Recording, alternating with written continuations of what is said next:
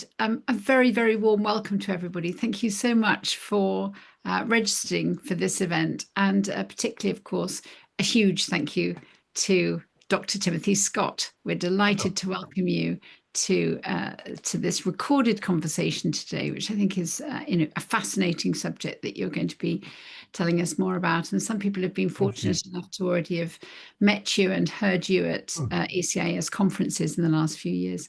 Tim, by way of introduction, Dr. Timothy Scott has more than 24 years of experience in school leadership and teaching history and modern languages in Australia and also abroad. He's currently the research principal at the Barker Institute, and this is an educational research centre at Barker College, a pre-K to Year 12 school in Sydney, Australia. His work focuses on intercultural and interlingual learning, refugee education, and the power of student voice to improve educational practice. And this is where his research becomes really interesting. Tim's one of the lead researchers on the decade-long Barker journey. It's a landmark longitudinal study following students' experiences as they progress through Barker College. Alongside his research, he teaches history and global studies.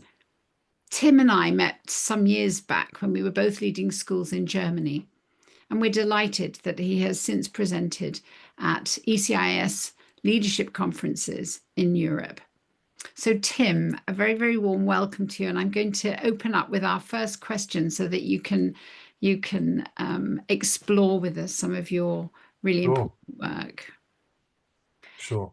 So let's start off with our first question. The Barker journey, as you refer to it, this research is a decade long, or will be a decade long longitudinal study.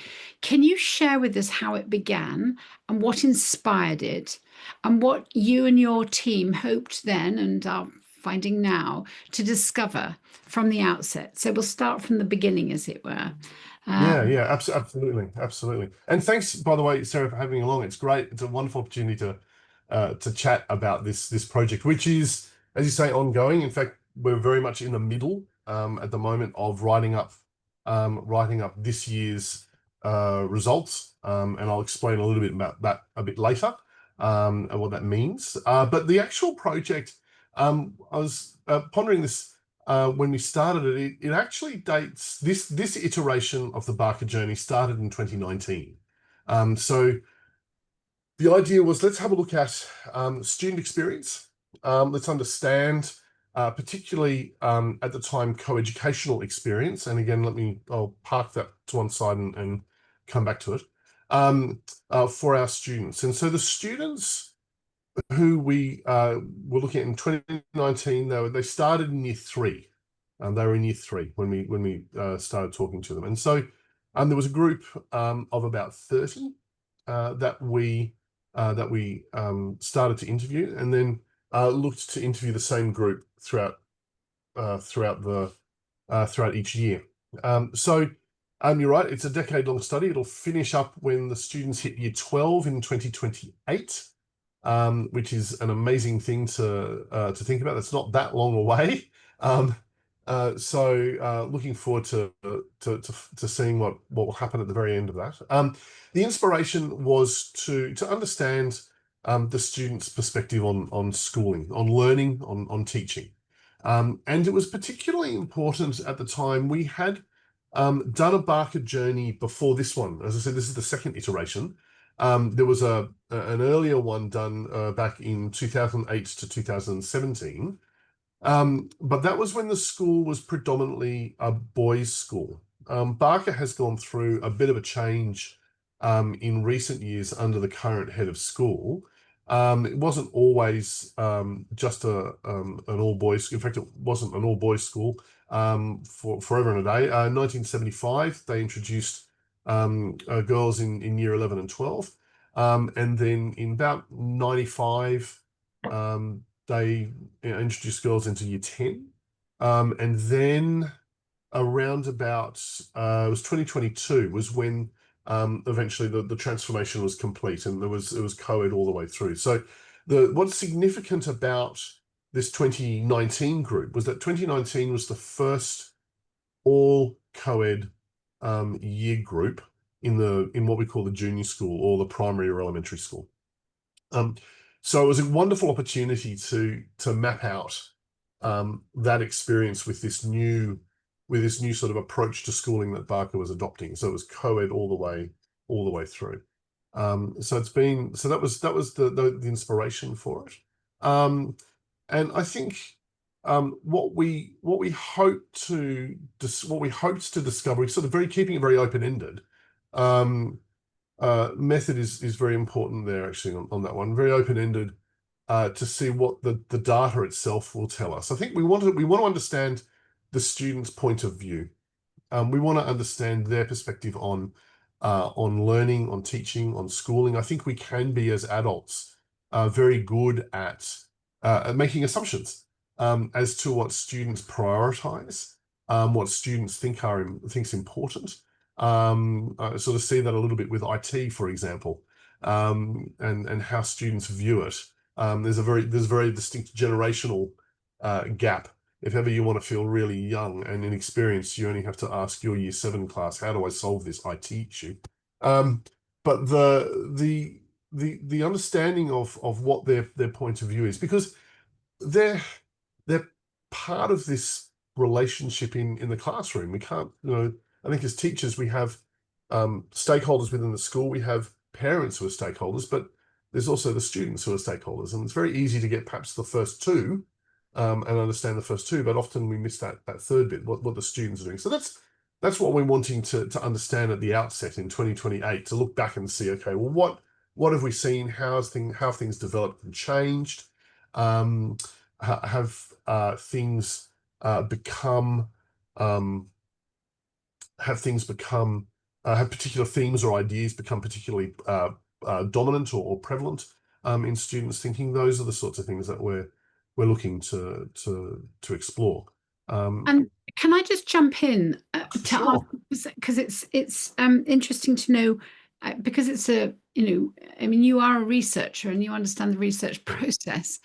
Yes. Can you describe a little bit the process? Maybe it's changed as well, but the types of Sure. questions you ask, the collection of the Yeah. answers, and Yep. and how different that might be for the Year 3 students and your Yeah. current Yeah. older students as you go through, in order that your responses that you're getting from the students aren't biased to what the teachers are wanting to hear, but Yeah. are those true reflections, as you say. Yeah. No, that's a really, really, really good question. I think it's important that question of making sure that the kids aren't sort of giving us what we want to hear. How do we filter that? I think it's in providing a comfortable space for the students to speak and to share. We always explain what's going on, but the questions are very, very open-ended, and that's the main thing. We don't want to sort of trap them into giving us an answer that we want them to give. We want them to be very, very honest. So the type of questions the methodology, there's sort of three parts to the methodology, I suppose, to quickly go over. The first are these semi-structured interviews, is what we call them. And we might ask questions like, on a scale of 1 to 5, with 5 being brilliant, and everything's fantastic, and 1 being it's been dreadful, how would you rate your experience at school this year? And then we might ask an open-ended question, so that's a bit more of a closed question, but it's a good starter. It also helps a bit later when we're sorting the data, if we want to have a quick scan to see what nature of responses that we're getting. But we also then ask them to explain that a little bit. Okay, why did you give, why a 4 and not a 5? Oh, 3.5. Why 3.5? Sometimes they're being a little bit cheeky. So we certainly sort of, talk about, we tease that one out a little bit more. But other questions might also be to do with what have been some of the highlights of the year? What have been some of the lowlights or the challenges you've had? Why have those highlights been particularly important to you? Why are those challenges? How have you navigated around those challenges? So there's a series of set plays, if you like, for each year that we ask. And then some of the questions that we then dive into might be one-offs to do with something which has emerged during the course of the year. So, for example, in 2021, when everyone is in lockdown here in Fortress, Australia, we asked about online learning, and we had sort of a fair focus on that during the COVID years. So sometimes the questions respond to particular experiences or events that might take place. In 2023, the group was in year 7. They're currently in year 9. And year 7 in the secondary school program, or the schooling program in Australia, is the start of secondary school. So we asked questions a lot about their experiences in secondary school and how that's different from being in elementary or primary school. At Barker, we have a very large very large school population. The school is about 3,000 students, and so in year 7, we have about 360 or thereabouts, give or take, and then with a good portion of those students in year 7 coming in from other schools. So it's quite a different environment to what those students would have been coming up from our K to 6 school. I And what say about all of those that. very? Oh, sorry. Yep. Oh, sorry. No, sorry. I'm jumping in on you. No, that's okay. Go for it. With the very little ones, for example, with your year Yeah. 3s, um, Yes. what sort of representation do they use to be able to? Is that more interview questions? Do you have varied? Look. Yeah. Yeah, very mediums and How are they mediums. recording? Yeah. So we recorded everything through Teams. So we would have a camera there and we talk them through it. With the little ones, you sort of again, it's a very sort of very friendly space. We explain what's going on, and we even get them thinking about a few things beforehand. So, for example, we I remember back in 2022, we had them sitting, because they were queuing up a bit um, with the interviews, because some of these kids were really opening up and telling us lots and lots of stuff. It was great. We sort of kept the interview going, but there were students outside. So we had some of the students write thank you letters to teachers. This was their last year in primary school. So what do you want to share with your primary school teacher that you've really loved and appreciated about them? And that gets them in the bit of a mode. So they were writing things down, or they might even draw what they thought was the ideal school.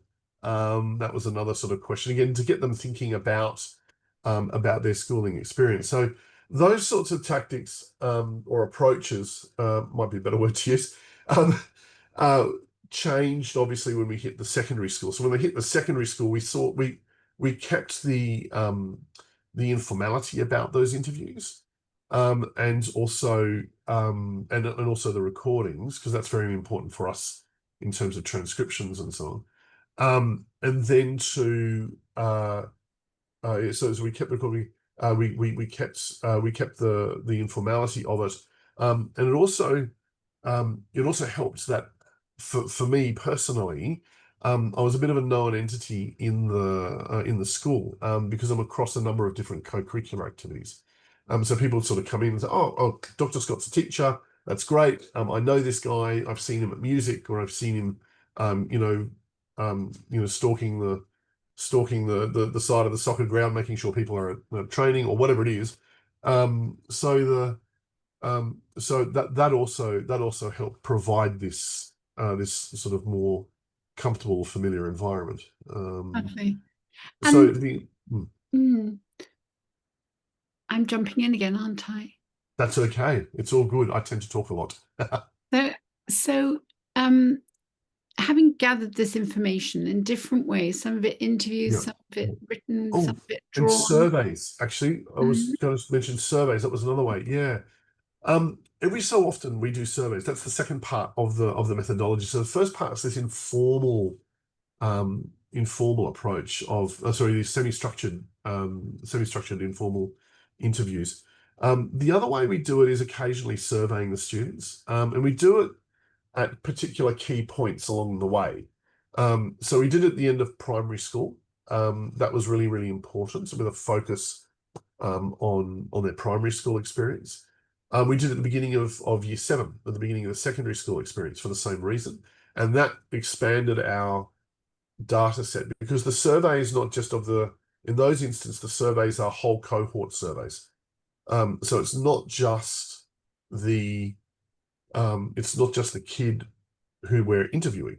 It's not just the student that we're talking to in the longitudinal study group. It's also surveying and gathering the thoughts of everybody else. So it provides broader context, which is a really, really good thing. And then the final step is to corroborate with secondary literature. So have a look at the themes that are emerging from the data and to approach it again open-endedly. The idea is something called a guided. Oh my goodness, I've mental blank on grounded theory is the approach that we use. Principles of grounded theory, which allows the data to speak for itself, just to what themes emerge, and so we corroborate that back with secondary literature, just to ground what we're talking about against what academic research is already out there. Sometimes it sits well, sometimes it doesn't. We found one piece of social research, for example, that was talking a lot about how everybody during COVID in 2021 really loved or appreciated online learning. And our cohort very, very clearly said, no, we hated it.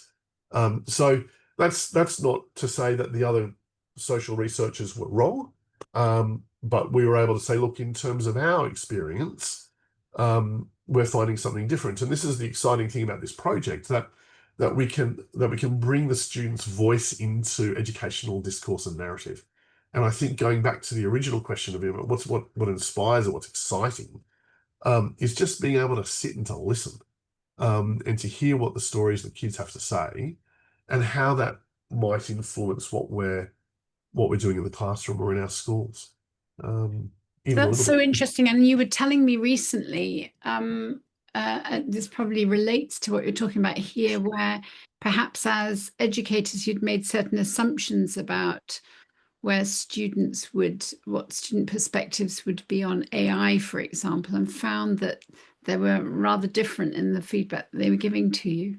Yeah, it was interesting. I think we started asking the AI question last year, again because it was year 7 was all about getting them finding out what their experiences were in high school.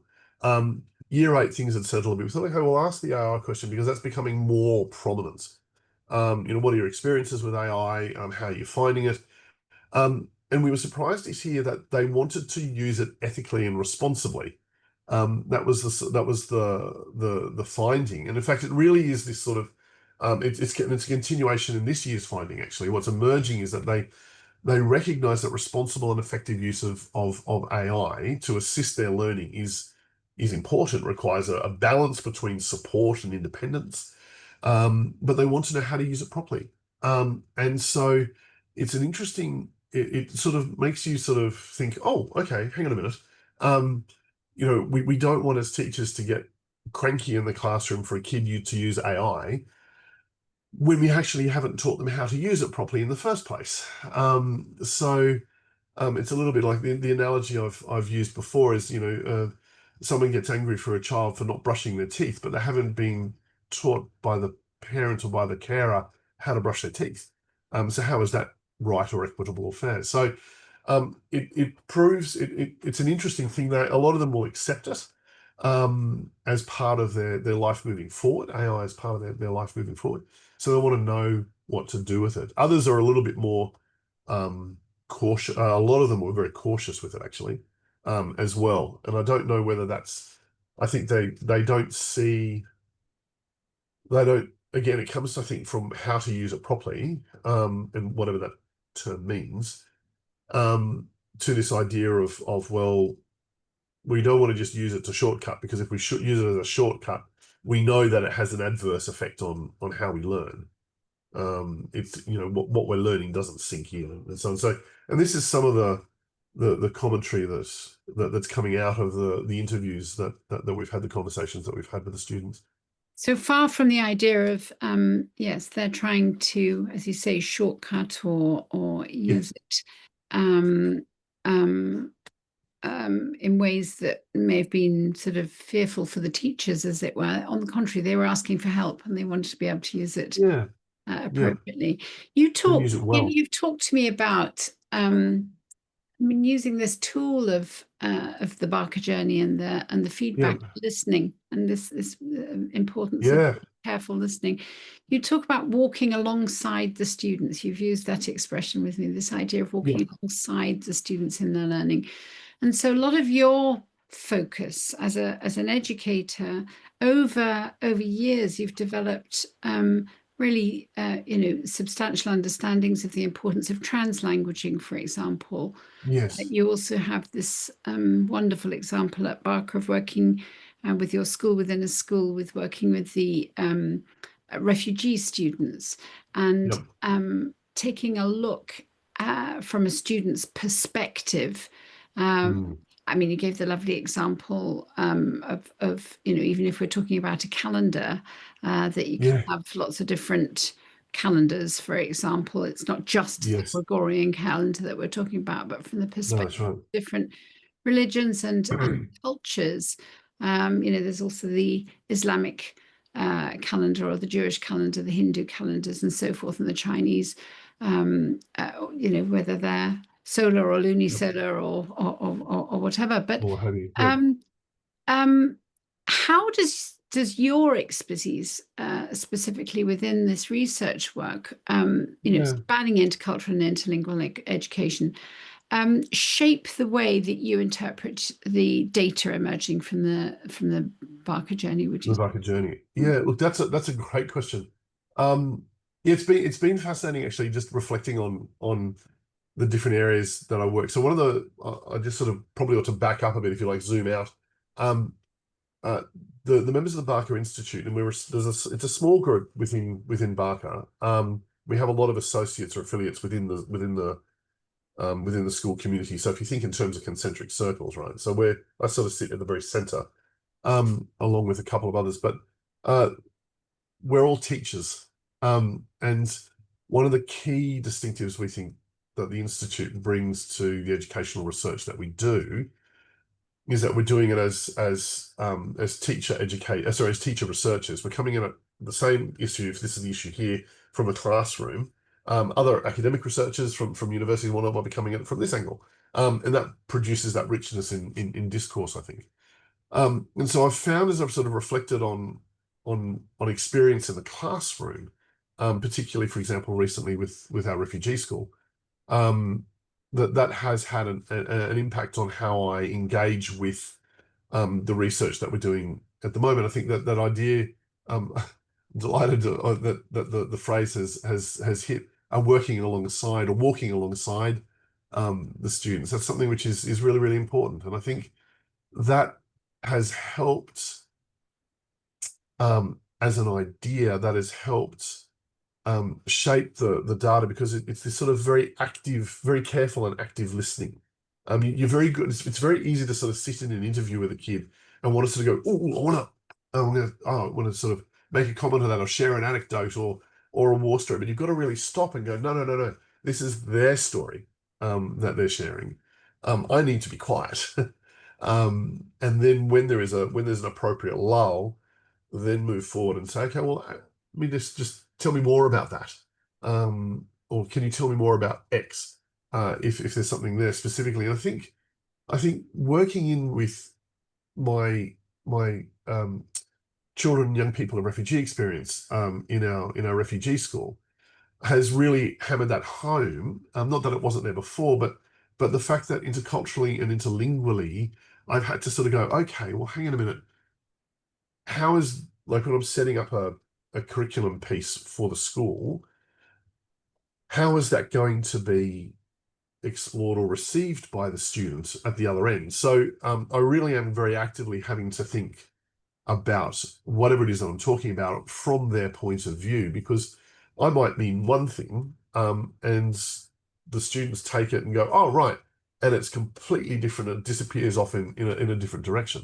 A very, very classic example, actually, if I can share it with you, was I was talking with my refugee students in history, and I have Ukrainians and students from Afghanistan, and Iranians. So there's a real mix, and we were talking about the feudal system in medieval Europe broadly. It's one of the topics we have to do in the curriculum.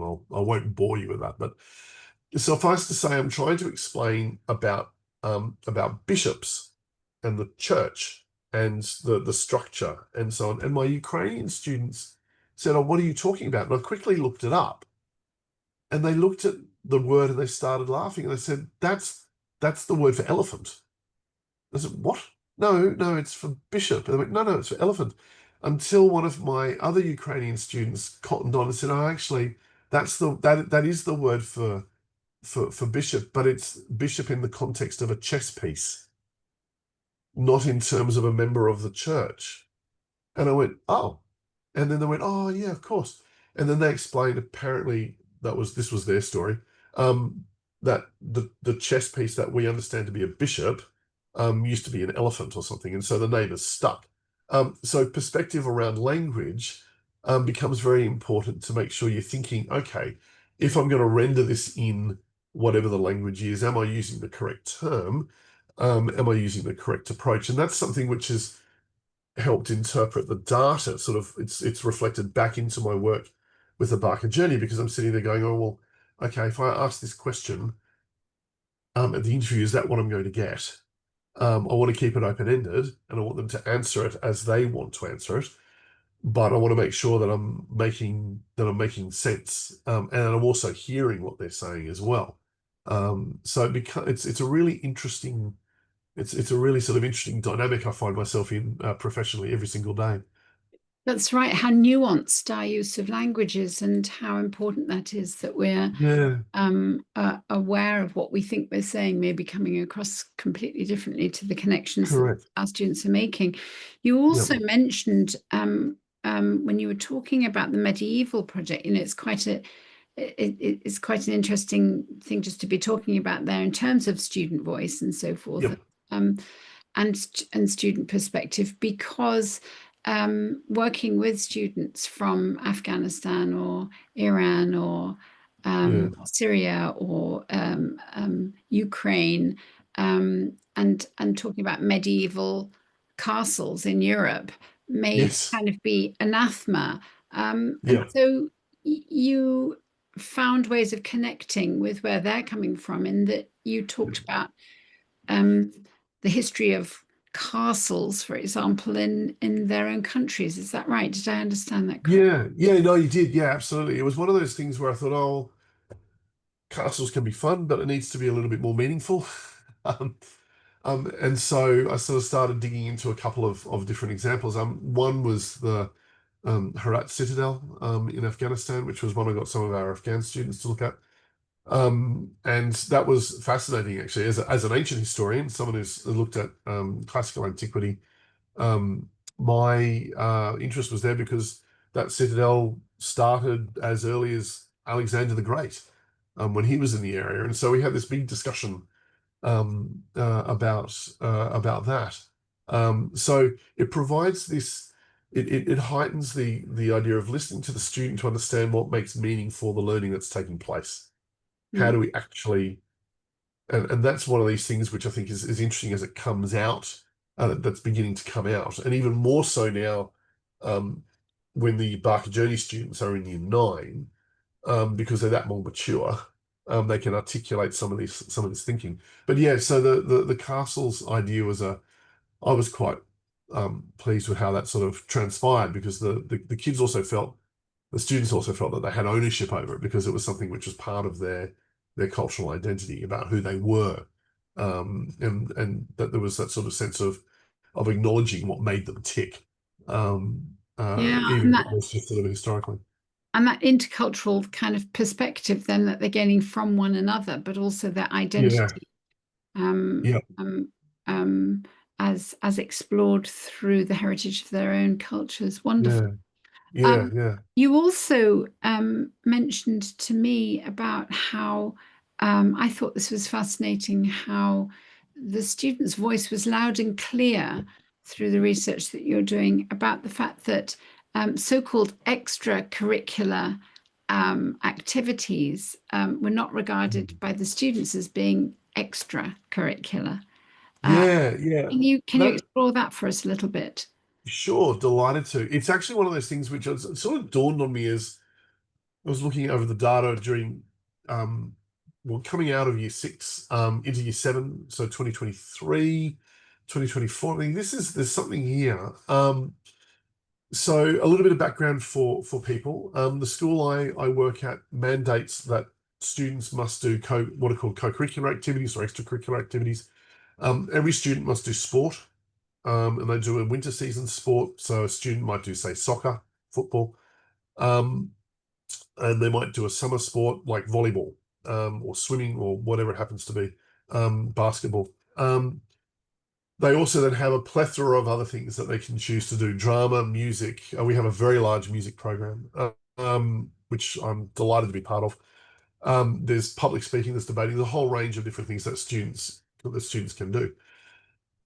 Now, I was challenged about this actually as a teacher, when it first started to emerge, and what you're talking about, Sarah, is really interesting. That students have started, like, there's this sense of students seeing all the stuff that we do in the classroom and all the stuff that we do in, service learning, or in sport, or in music, all to be one and the same.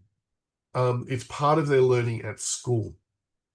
So rather than, and I know we've all had these teachers, I'm sure, I know I have, and I know I've been guilty of this, where someone might come up to me and go, "Oh, I haven't had a chance to do the homework, or I haven't had a chance to prep for this essay, da da da, because I had drama, or I had sports training, and I didn't get home until quite late." And you sort of go, "Oh, well, but this is my subject, and you're supposed to be taking this as a priority."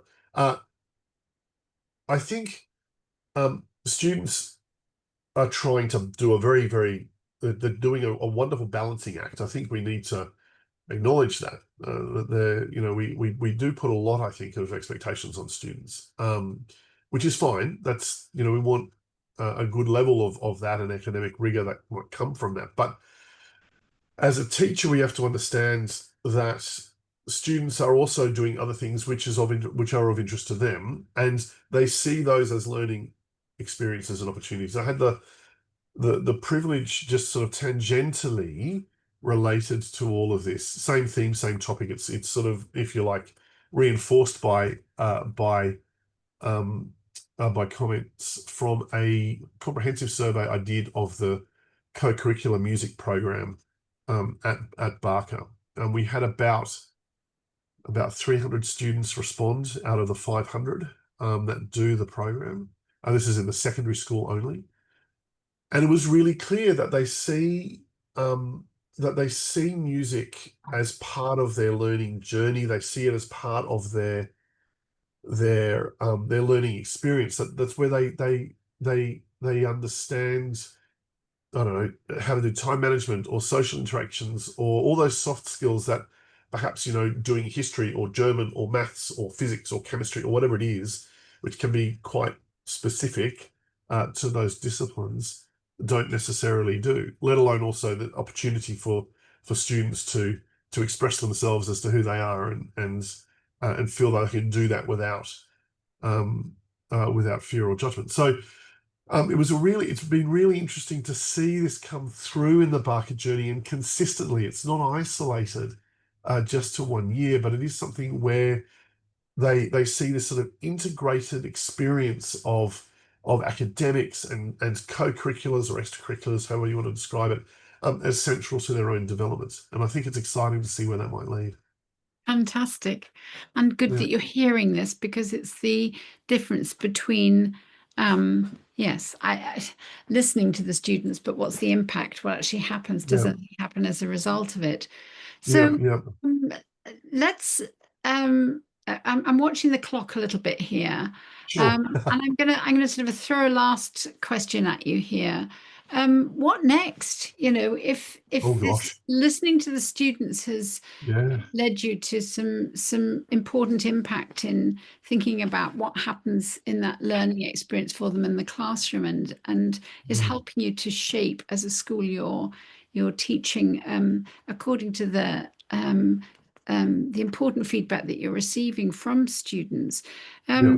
What about the post Barker journey? You know, what happens? Do do you intend, or is there any kind of possibility of exploring Yeah. whether those students hold on to those learning um, preferences, perhaps their values that are Dispositions or learned at values. Yeah, Barker? yeah. What what's next on the plan? That's a really good question. We've been talking about it. I'm not the only investigator for this project, as you know. I doff my hat off here to both my colleague Matt Hill, Dr. Matt Hill, and Susan Layton. The three of us work in the institute on this project. And both Matt and I have had chats about about this very question about what would happen next. What would Barker Journey 2.0 look like, or 3. I should say 3.0, if we don't sort of go back and reset and track another group through?